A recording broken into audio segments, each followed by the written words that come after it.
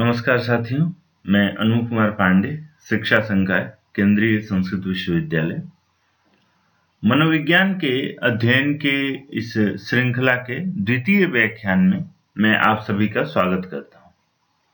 साथियों, कल हमने मनोविज्ञान के परिचयात्मक स्वरूप के बारे में जाना था, समझा था। उससे आगे आज के इस व्याख्यान में हम मनोविज्ञान का अर्थ जानने का प्रयास करेंगे। जैसा कि कल ही हमने चर्चा किया था कि मनोविज्ञान दर्शन के अंतर्गत, वो चाहे भारतीय दार्शनिक परंपरा हो या पाश्चात्य दार्शनिक परंपरा हो, इन दोनों ही परंपराओं में दर्शन शास्त्र के अंतर्गत मनोविज्ञान का समावेश दिखाई देता है। किंतु अलग से मनोविज्ञान शब्द का जो प्रचलन आरंभ हुआ, उसका आरंभ लगभग 2000 वर्ष के बाद आरंभ हुआ।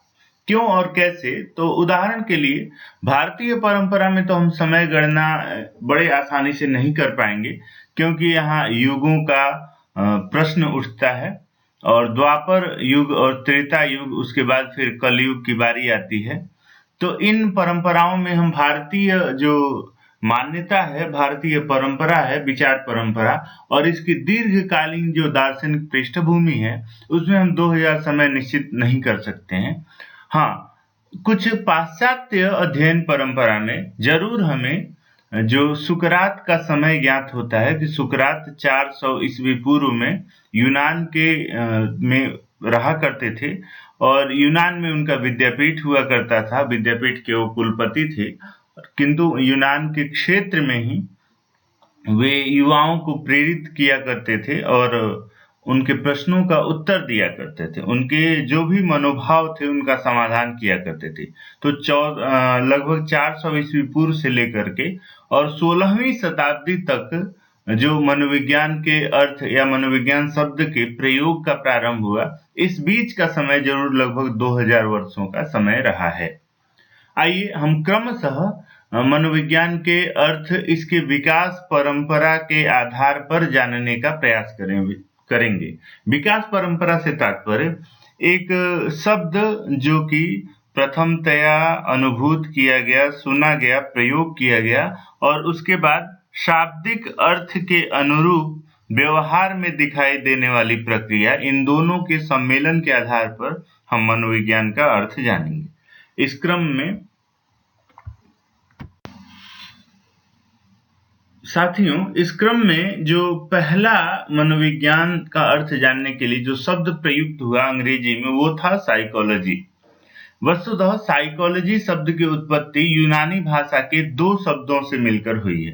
पहला शब्द है साइकी और दूसरा है लोगोस। इन दो शब्दों से मिलकर के साइकोलॉजी शब्द बना है। हम जैसा कि चर्चा कर रहे हैं कि ईस्वी पूर्व 400 में सुकरात का काल हुआ करता था, सुकरात का समय हुआ करता था। सुकरात एक महान दार्शनिक थे और उनको आंग्ल दार्शनिक परंपरा में विश्व का सर्वज्ञानी माना जाता है। सबसे ज्ञानवान व्यक्ति सुकरात हुआ करते थे। निश्चित ही वो यूनान क्षेत्र में हुआ करते थे और यूनान क्षेत्र में कार्य करने के कारण उन्हीं के जो प्रेरणा या उनकी जो अग्रिम पीढ़ी थी, उन लोगों ने साइकी शब्द का प्रयोग आरंभ किया। सुकरात के बाद सुकरात के प्रिय शिष्य थे प्लेटो। प्लेटो जब 399 ईस्वी पूर्व में लगभग सुकरात को जहर दे करके मार दिया गया, तब एथेंस का जो विद्यापीठ था उसके आचार्य बने, कुलपति बने प्लेटो। प्लेटो ने अपने गुरु के सम्मान में गुरु के वक्तव्यों अर्थात सुकरात के वक्तव्यों को प्रकाशित किया, द रिपब्लिक में लिखा, पढ़ा और लोगों को फिर गुरु के अभिमत से परिचित कराते रहे। उसके बाद उनके शिष्य थे अरस्तु, जो प्लेटो के बाद विद्यापीठ के आचार्य बने। तब फिलिप का शासन हुआ करता था। फिलिप जो अलेक्जेंडर सिकंदर के पिता होते थे और फिर सिकंदर की बारी आई शासन परंपरा में। इस तरह से यूनानी दार्शनिक परंपरा में ईस्वी पूर्व 4वीं शताब्दी से जो दार्शनिक विचारधारा प्रफुल्लित हुई, वो बढ़ते क्रम में 15वीं शताब्दी में डेकार्टे आता है। वहां पर डेकार्टे भी एक दार्शनिक था। इस डेकार्टे ने लगभग 2000 वर्ष पूर्व इस साइकोलॉजी शब्द का प्रयोग किया मनोविज्ञान के लिए। अब इस साइकोलॉजी में दो शब्द जो हैं, साइकी और लोगोस, इनका यदि हम अर्थ जानने का प्रयास करते हैं तो साइकी का अर्थ है आत्मा, आत्मा सोल, और लोगोस का अर्थ है अध्ययन, स्टडी अथवा विचार विमर्श। तो इस प्रकार से 15वीं शताब्दी में जन्म लेने वाले डेकार्टे द्वारा स्थापित यह मुख्य प्रथम शब्द जो साइकोलॉजी, यह ग्रीस क्षेत्र में, ग्रीस के जितने भी दार्शनिक थे उनकी परंपरा में सर्वमान्य हुआ 16वीं शताब्दी में कि मनोविज्ञान को आत्मा के विज्ञान के रूप में हम जानेंगे, समझेंगे, प्रयोग करेंगे। और साइकोलॉजी शब्द का उन्होंने प्रयोग किया। इसी साइकोलॉजी का आज हम हिंदी में जब अध्ययन करते हैं तो हम इसको, साइकोलॉजी को आत्मा के विज्ञान के रूप में 16वीं सदी में कहा गया था, ऐसा पढ़ते हैं। आत्मा के विज्ञान को अंग्रेजी में साइंस ऑफ सोल कहा। दो शब्दों से मिलकर के बना है, एक है साइकोलॉजी, एक है साइकी, दूसरा है लोगोस, दोनों मिलकर के बनेंगे साइकोलॉजी। इस साइकोलॉजी का अर्थ हुआ साइंस ऑफ सोल, जिसका हिंदी हुआ आत्मा का विज्ञान। 2000 वर्ष पूर्व सुकरात से आरंभ की गई परंपरा लगभग 4वीं-5वीं शताब्दी ईस्वी पूर्व से इसकी परंपरा शुरू हो रही है, और ईस्वी सन के 15वीं शताब्दी में आने वाले डेकार्टे द्वारा खासकर इसको प्रश्रय प्रदान किया जाता है। इस प्रकार से समस्त ग्रीस देश के दार्शनिकों ने 16वीं शताब्दी में साइकोलॉजी का अर्थ सोल, साइंस ऑफ सोल, यह स्वीकार किया, अर्थात आत्मा का विज्ञान यह माना। किस शताब्दी में? 16वीं शताब्दी। अब यह प्रश्न उठता है कि आत्मा का विज्ञान ही मनोविज्ञान है क्या? देखिए, दार्शनिक एक परंपरा है। दार्शनिक परंपरा में जीव, जगत, आत्म तत्व, इन चीजों की चर्चा, इन चीजों पर विचार विमर्श किया जाता है। किंतु विज्ञान जब शब्द आ जाता है, साइंस शब्द आ जाता है, तो साइंस की कुछ परंपरा है अपनी। साइंस क्या है? तो साइंस में वस्तुतः 4-5 चीजों का होना अनिवार्य है। पहला क्या है? ऑब्जर्वेशन होना चाहिए। ऑब्जर्वेशन, निरीक्षण। तो अर्थात कोई भी चीज जो है, वस्तु जो है, उसका जब तक भौतिक स्वरूप नहीं होगा, जब तक एक उसका शारीरिक स्वरूप हमारे सामने नहीं आएगा कि वो है कैसा, दिखता कैसा है, कितनी लंबाई है, कितनी चौड़ाई है, किस कलर का है, उसका वजन लगभग कितना होगा, तब तक हम उसका फिजिकल वेरिफिकेशन नहीं कर पाएंगे, एक उसका भौतिक सत्यापन नहीं कर सकते हैं। इसीलिए विज्ञान के लिए पहला शर्त है ऑब्जर्वेशन। दूसरा है आलेखन। जब इन चीजों को एक एक मात्रा में, एक एक अंशों पर हम रिकॉर्ड नहीं कर पाएंगे कि इस कलर का है, इतनी इसकी हाइट है, इतना वजन है, तब तक हम उसको फिर आलेखन, रिकॉर्डिंग के बिना विज्ञान शब्द से हम उसको समाहित नहीं कर सकते। फिर रिकॉर्डिंग, जब दो चीजें आ गई, ऑब्जर्व कर लिया हमने, रिकॉर्ड कर लिया, अब क्लासिफिकेशन आता है, तीसरा श्रेणी। क्लासिफिकेशन मतलब वर्गीकरण। मान लीजिए आत्मा हमें मिल गया और उसको हमने देख लिया कि कितना ये लंबा चौड़ा है, किस कलर का है, कितना वजन है, वो सारा आलेखन कर लिया, तब इसको वर्गीकृत करेंगे कि किन किन तत्वों से मिल करके बना हुआ है और किसकी कितनी मात्रा है। इसको वर्गीकृत जब तक नहीं कर पाएंगे, जब तक इसका क्लासिफिकेशन नहीं कर पाएंगे, तब तक उसके संपूर्ण स्वरूप का हम अध्ययन करने में असमर्थ होंगे। फिर एक जनरलाइजेशन, जनरलाइजेशन की बारी आती है, सामान्यीकरण कहते हैं। अब जो चीजें हमें मिली वो आम जनता को हम बताएंगे, समझेंगे, फिर वो आम जनता, सामान्य सभी लोग, जो लोग भी उसके अध्ययन करने में इंटरेस्ट जिनका होगा, वो सभी उसका सत्यापन करेंगे, सभी उसको वेरीफाई करके देखेंगे कि हाँ, जो जो इस आलेख में कहा गया है इस आत्मा के बारे में, वो सत्य साबित हो रहा है, प्रमाणित कर पाएंगे, प्रयोग कर पाएंगे, तभी हम विज्ञान कह सकते हैं। तो चूंकि आत्मा ऐसा कोई पदार्थ नहीं है, उसका कोई भौतिक स्वरूप नहीं है जिसका कि हम निरीक्षण करें, जिसका आलेखन करें, जिसको वर्गीकरण करें, जिसका सामान्यीकरण करें, जिसको सत्यापित कर सके, जिसका वेरिफिकेशन हो सके, तो ऐसे स्थिति में इसको विज्ञान शब्द से संबोधित करना उचित नहीं है। फलतः 17वीं शताब्दी आते आते आत्मा के विज्ञान, मनोविज्ञान शब्द के लिए जो साइकोलॉजी शब्द यूज किया था, जिसका अर्थ आत्मा का विज्ञान हुआ, अंग्रेजी में इसको साइंस ऑफ सोल कहा गया, इसको अस्वीकृत कर दिया गया, अमान्य कर दिया गया और 17वीं शताब्दी में एक नए अर्थ की तरफ फिर दार्शनिकों का झुकाव हुआ।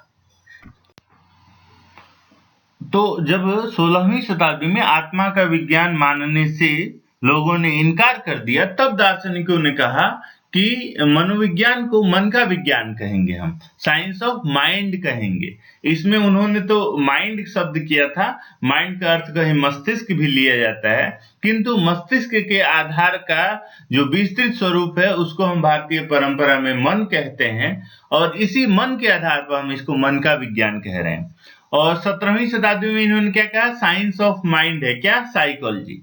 तो चूंकि इन्होंने कह तो दिया कि आत्मा का स्वरूप नहीं है, मन कह देंगे, और मन जो है वो विचलित होता रहता है, परिवर्तित होता रहता है, इसलिए हम इसको मन का विज्ञान कह देंगे और इसके अध्ययन के लिए जो विषय विशेष है, जो शाखा विशेष है, उसको हम मनोविज्ञान कहेंगे। लेकिन यहाँ पुरानी जो समस्या थी वो ज्यों की त्यों आ गई, अर्थात जैसे आत्मा का कोई भौतिक स्वरूप नहीं था, उसका हम जो है निरीक्षण नहीं कर सकते थे, उसका हम वर्गीकरण नहीं कर सकते थे, उसकी हम रिकॉर्डिंग नहीं कर सकते थे, उसको हम सत्यापित नहीं कर सकते थे, ठीक वही स्थिति मन के विज्ञान के साथ भी हुई। अर्थात मन का विज्ञान यह मानने पर भी समस्या हमारी ज्यों की त्यों रही, समस्या का समाधान नहीं हुआ, क्योंकि मन का भी कोई भौतिक स्वरूप नहीं है। मन किस कलर का है, कितनी हाइट है, कितने रंग बदलता है, कब कैसी स्थिति में रहता है, कितनी इसमें वृद्धि होती है, कितना विकास होता है,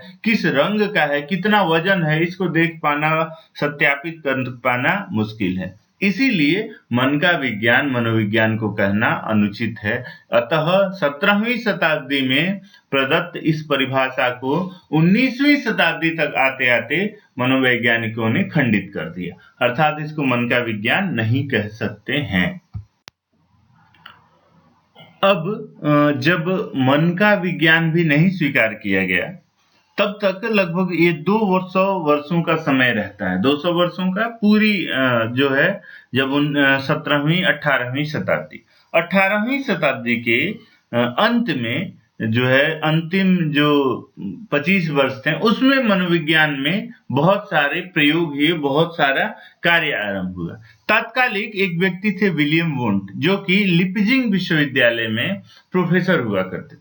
इन्होंने 1879 ईस्वी में लिपजिंग विश्वविद्यालय में एक प्रयोगशाला आरंभ किया, जिसमें मनोविज्ञान का प्रायोगिक अध्ययन आरंभ हुआ। वह मनोविज्ञान के क्षेत्र में आने वाली, स्थापित होने वाली पहली प्रयोगशाला थी, जो कि लिपजिंग विश्वविद्यालय में स्थापित हुई। और इसमें प्रोफेसर ये जो वुंट थे, इनका महत्वपूर्ण योगदान रहा। इन्होंने अपने अध्ययन के आधार पर मनोविज्ञान को चेतना का विज्ञान कहा। यह कहा कि इसको बोलेंगे साइंस ऑफ कॉन्शियसनेस। अब यहाँ पर एक समस्या उठी कि आप साइंस ऑफ कॉन्शियसनेस तो कह रहे हैं, लेकिन जो ये हमारा मन होता है, जो हमारी अवस्थाएं होती है मन की, यह इनकी 3 प्रकार की अवस्थाएं होती हैं। कौन सी? कॉन्शियसनेस, ऑन कॉन्शियसनेस और सब कॉन्शियसनेस। कॉन्शियसनेस मतलब चेतन अवस्था, अनकॉन्शियसनेस मतलब अचेतन अवस्था, और सब कॉन्शियसनेस मतलब अर्धचेतन अवस्था। और मनुष्य के जीवन में जो भी घटनाक्रम इस समय चल रहा है, तात्कालिक स्थिति ही सिर्फ चेतन अवस्था में रहती है। उदाहरण के लिए, अभी हम आपसे इस चेतना का विज्ञान इस विषय पर चर्चा कर रहे हैं, तो पहले स्लाइड में हमने क्या चर्चा किया आपको नहीं ध्यान था, अभी हम याद दिलाए तब याद आया। इसी प्रकार कल हम किन विषयों पर चर्चा किए थे जिस पर आप ध्यान नहीं दे रहे थे, अभी हमने आपको याद दिलाया तब आपको ध्यान आया।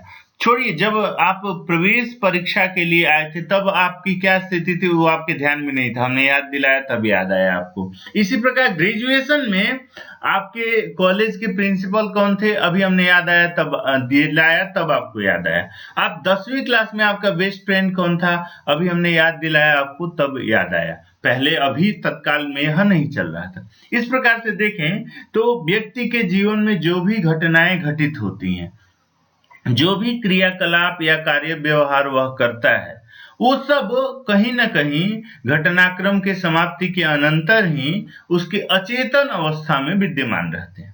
और तात्कालिक इस समय हम जिस बिंदु के बारे में चर्चा कर रहे हैं, अर्थात विलियम वुंट के प्रयोगशाला के चेतना का विज्ञान, इस बिंदु के बारे में सिर्फ इसी पर हम कॉन्सेंट्रेट, हमारा एकाग्रचित्त है, हमारा कंसंट्रेशन सिर्फ इसी पर बना हुआ है।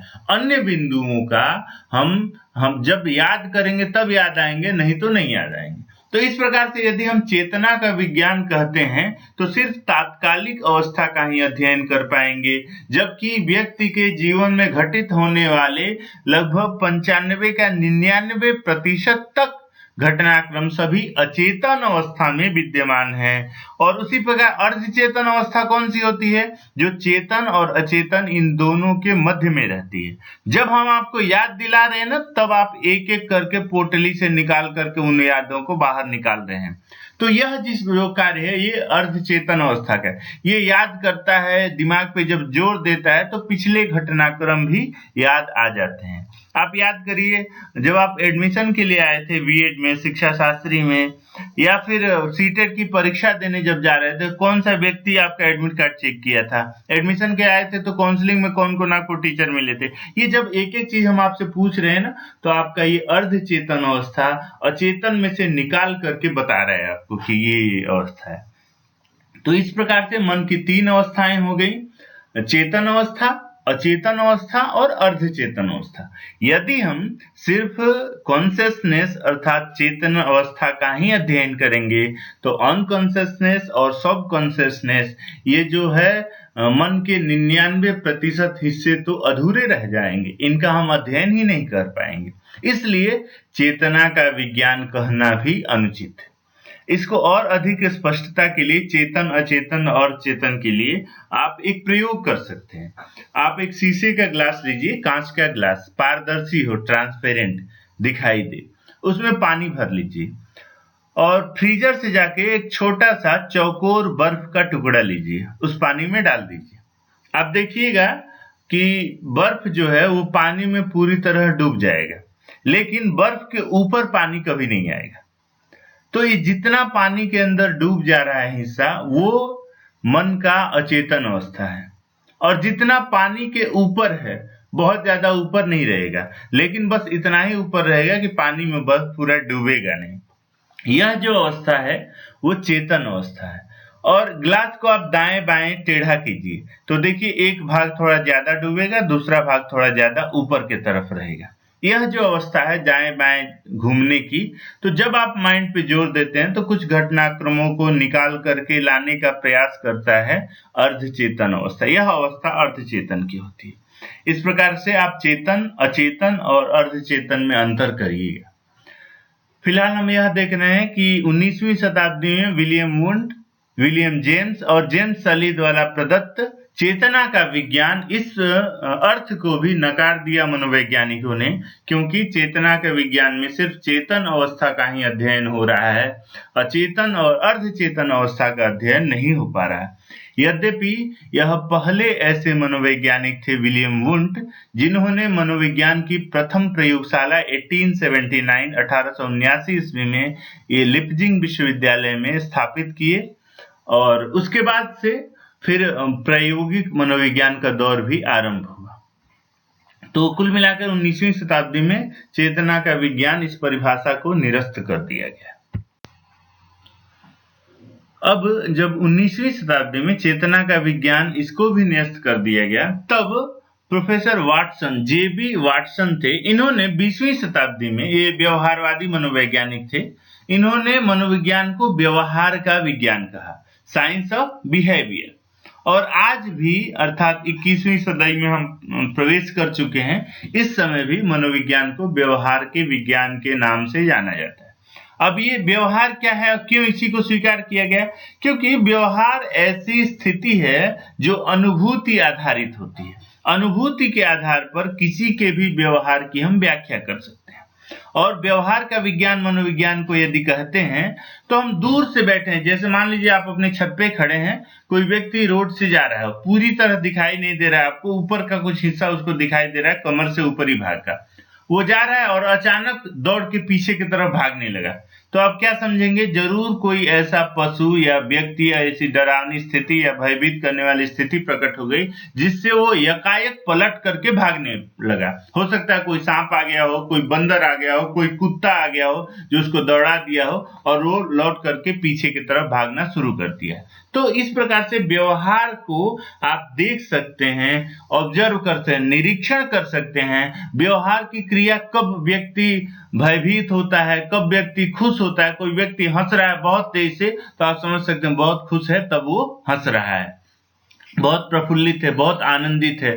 कोई रो रहा है तो आप देख सकते हैं कि बहुत दुखी है तभी वह रो रहा है। इस प्रकार से व्यवहार का जो है प्रतिपल हम निरीक्षण, व्यवहार का हम वर्गीकरण, व्यवहार का मापन, कब कम भयभीत हो रहा है, कब ज्यादा, कब क्या स्थिति, स्पंदन, हृदय गति, इन चीजों को हम माप सकते हैं, निरीक्षण कर सकते हैं, इनको वर्गीकृत कर सकते हैं, इनको सत्यापित कर सकते हैं।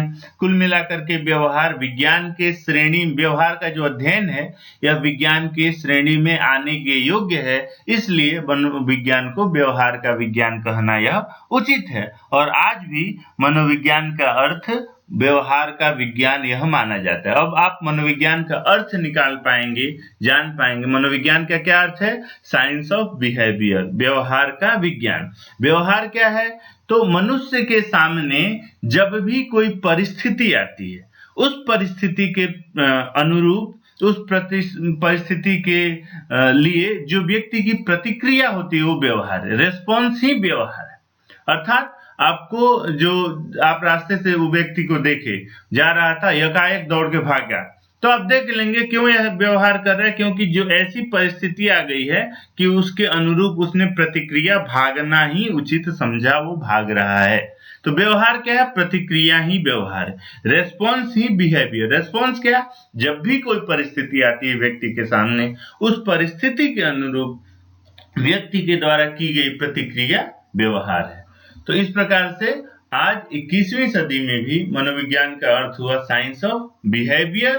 बिहेवियर क्या है? रेस्पॉन्स ही बिहेवियर है, प्रतिक्रिया ही व्यवहार है। जिस व्यवहार का हम जो है निरीक्षण कर सकते हैं, जिस व्यवहार का हम रिकॉर्ड कर सकते हैं, लिखित आलेख तैयार कर सकते हैं, जिस व्यवहार का हम क्लासिफिकेशन कर सकते हैं, वर्गीकरण कर सकते हैं, जिस व्यवहार का हम जनरलाइजेशन कर सकते हैं, सामान्यीकरण कर सकते हैं, और जिस व्यवहार को हम सत्यापित भी कर सकते हैं। इस प्रकार से व्यवहार का अध्ययन व्यवहार के विज्ञान की श्रेणी में जा रहा है, साइंस ऑफ बिहेवियर इस श्रेणी में जा रहा है, और मनोविज्ञान का यही अर्थ सार्थक है। इस प्रकार से आज हम यह क्लियर कर पाए कि मनोविज्ञान को का अर्थ है व्यवहार का विज्ञान। व्यवहार क्या है? रिएक्शन, प्रतिक्रिया ही व्यवहार है। प्रतिक्रिया क्या है? जब भी मनुष्य के सामने कोई ऐसी परिस्थिति आती है, उस परिस्थिति के अनुरूप व्यक्ति के द्वारा की गई प्रतिक्रिया को व्यवहार हम कहते हैं।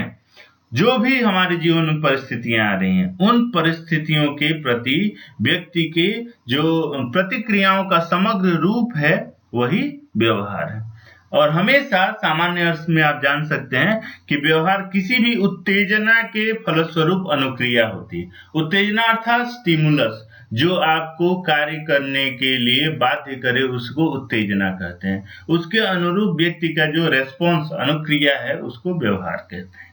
ठीक है, तो आज हमने यह स्पष्ट किया, जाना कि मनोविज्ञान का अर्थ है व्यवहार का विज्ञान। और जेबी वाटसन ने 20वीं शताब्दी में मनोविज्ञान को व्यवहार के विज्ञान इस नाम से संबोधित किया। इस प्रकार से लगभग यह 2500 वर्षों का समय लगा। 2500 वर्षों में आकर के मनोविज्ञान का अर्थ निकल पाया कि आज हम जिस अर्थ में मनोविज्ञान को स्वीकार करते हैं कि मनोविज्ञान को व्यवहार का विज्ञान कहा जाता है।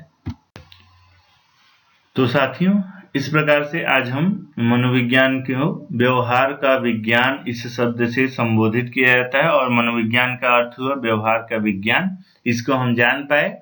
इस संदर्भ में या हमारी चर्चा जो हो रही है आपसे व्याख्यान के संदर्भ में, आपको किसी प्रकार का कोई संदेह हो, किसी प्रकार की कोई क्वेरी हो, कोई प्रश्न हो, तो आप कमेंट बॉक्स में लिख करके हमें बताएंगे। और इस व्याख्यान के अग्रिम श्रृंखला को पाने के लिए या शिक्षा शास्त्र से संबंधित अन्य विषयों जैसे द्वितीय वर्ष या कहीं-कहीं प्रथम वर्ष में आने वाले आकलन मूल्यांकन या फिर एजुकेशनल टेक्नोलॉजी या अन्य विषयों को जानने के लिए इस चैनल को आप सब्सक्राइब करिएगा। अन्य भी इस पे तमाम व्याख्यान उपलब्ध हैं जिनका आप प्रयोग कर सकते हैं शैक्षिक परिदृश्य में। इसी के साथ आप सभी को बहुत-बहुत धन्यवाद। अग्रिम व्याख्यान में फिर एक नए बिंदु के साथ हम मिलेंगे। तब तक के लिए सभी को धन्यवाद।